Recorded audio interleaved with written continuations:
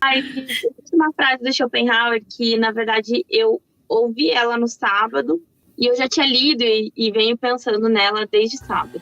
Sentimos a dor, mas não sentimos a ausência dela. Então, assim, quando a gente está sofrendo, no momento de sofrimento, a gente sente muito aquilo. Mas quando a gente está num momento de alegria ou de satisfação, ou num pequeno momento, né, de euforia, a gente nem sempre percebe que aquilo é felicidade. Mas a dor a gente percebe, vamos dizer, sei lá, 100% do tempo. Isso casa com uma conversa que eu tive com uma amiga esses dias, que ela disse que a terapeuta dela disse que ela só aprendeu a sentir dor, ela não aprendeu a reconhecer a alegria. E como isso é perigoso ainda mais em tempos tão pessimistas que a gente está vivendo, né? Falando politicamente, a questão da pandemia, falando de tanta coisa que vem acontecendo no mundo, é muito difícil a gente achar pequenos estopins de alegria.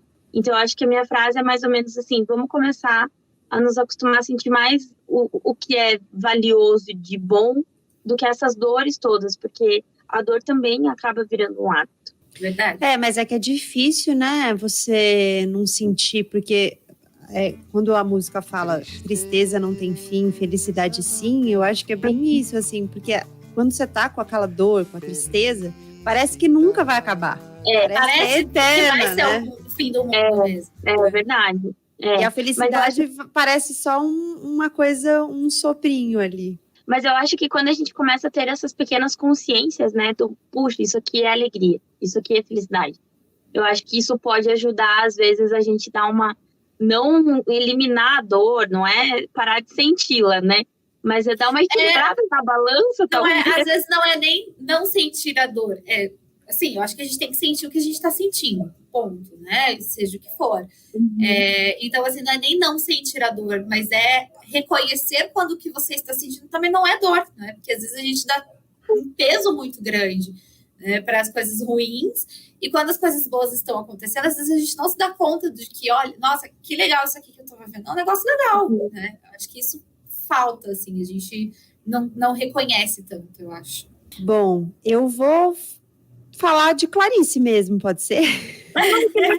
Sim. Pode.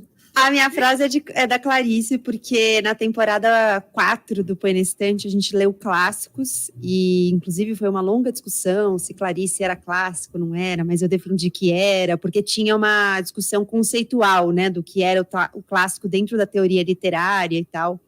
Mas, enfim, chegamos à conclusão de que Clarice entraria na temporada e a gente leu A Paixão Segundo GH, que é uma grande loucura este livro. E aí, eu tô colando aqui, porque eu não lembrava a frase exata de cabeça, mas eu abri aqui meu roteirinho do dia que a gente gravou, e eu lembrava a ideia da frase, que eu acho que, na verdade, é uma frase que a gente pode jogar para vários lados, né? Tem um determinado momento do livro que a Clarice escreve: viver não é relatável, viver não é vivível.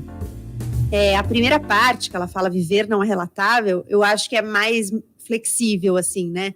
Porque eu acho que a gente pode jogar pra loucura que é a vida mesmo, assim. Não é relatável porque a gente não dá nem conta de nomear as coisas que a gente vive, de tão malucas, né? De tão impressionantes que as coisas são e tal. Mas na segunda parte, viver não é vivível, por isso que eu falei, talvez eu cite uma coisa meio bad vibes, assim, porque eu leio muito num tom de, assim, a vida é insuportável, é dureza viver, sabe? É dureza mesmo.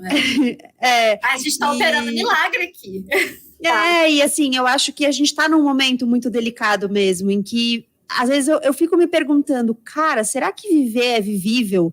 E assim, se viver tá sendo questionavelmente vivível para mim, que tem uma série de confortos na vida, sabe? Eu fico pensando se viver é vivível para todo mundo, sabe? Então, eu lembrei dessa frase dela, porque na época me chamou a atenção, tanto que eu marquei aqui no meu roteiro, mas eu acho que ela casa muito com o momento que a gente está vivendo, de tantas crises sobrepostas, crises individuais, né, porque tem um monte de coisa com as quais a gente está lidando, e crises coletivas, né, crises políticas, econômicas, sanitárias, sociais, culturais, e como é que a gente lida com tudo isso, né? Eu acho que tudo que a gente está vivendo, eu diria que não é nem relatável nem vivível, porque a gente não deveria passar por isso, é uma afronta à dignidade a gente viver a vida que a gente está vivendo. E não é relatável porque, assim, se eu contar, as pessoas vão achar que eu tomei LSD, entendeu? Se eu pego, assim, um extraterrestre e trago para o Brasil e conto para ele o que é viver no Brasil de 2021, ele vai achar que eu usei drogas. Ele vai achar que eu estou inventando um filme, sei lá. Sim. Enfim. Você dá um jornal na mão de um alienígena e vai falar assim, não, gente, isso aqui, claro que não. É isso aqui que é ficção de vocês? É isso. A gente ainda vive uma vida muito confortável, se a gente for analisar a média, né? A gente tem as nossas dores, nossas dificuldades, não tira, né, a angústia das nossas vivências, mas a gente tem que considerar também que a gente tem uma série de privilégios que nos permitem ter angústia num lugar quentinho, né, com a barriga cheia. A gente vive num lugar que nos permite ter angústias, né? Exato. Começa por aí. Né? Nos permite ter angústias, não é todo mundo que tem esse privilégio de ter angústia que a gente tem, né? Então, Não, a gente ainda tem uma questão assim, a gente tem um conhecimento que nos permite reconhecer, tipo, preciso de uma terapia e posso pagar uma terapia. Preciso de um acompanhamento mais profissional para encarar essa situação e você poder ter esse dinheiro para você investir na sua qualidade de vida, na sua qualidade de saúde mental. A gente sabe que no Brasil as pessoas estão escolhendo ou eu como hoje ou eu como amanhã, ou eu como ou o meu filho come, né? Que são problemas muito maiores, assim, eu considero. Logicamente, cada um vive o seu problema diante do seu prisma. Mas, realmente, a gente tá no... E essa dor, até Schopenhauer também fala, assim, que quanto mais evoluído o espírito, mais dor ele sente. Porque você acaba tendo essa dor do mundo, né?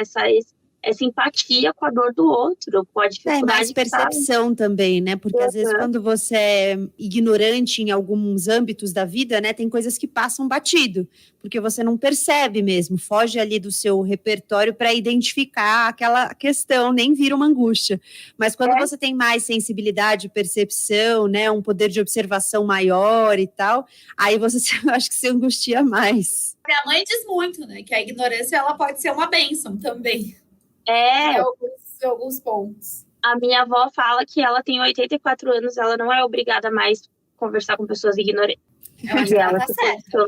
E eu acho que essa ignorância é o pilar do que a gente vê hoje, do negacionismo, que não, o Brasil não tem racismo, no Brasil não tem homofobia, machismo, não tem pandemia, não tem machismo, não tem nada. O Brasil eu acho que tem a ignorância que ela não é uma escolha, né? Tipo, eu não tive acesso, não tive possibilidade de não ignorar isso.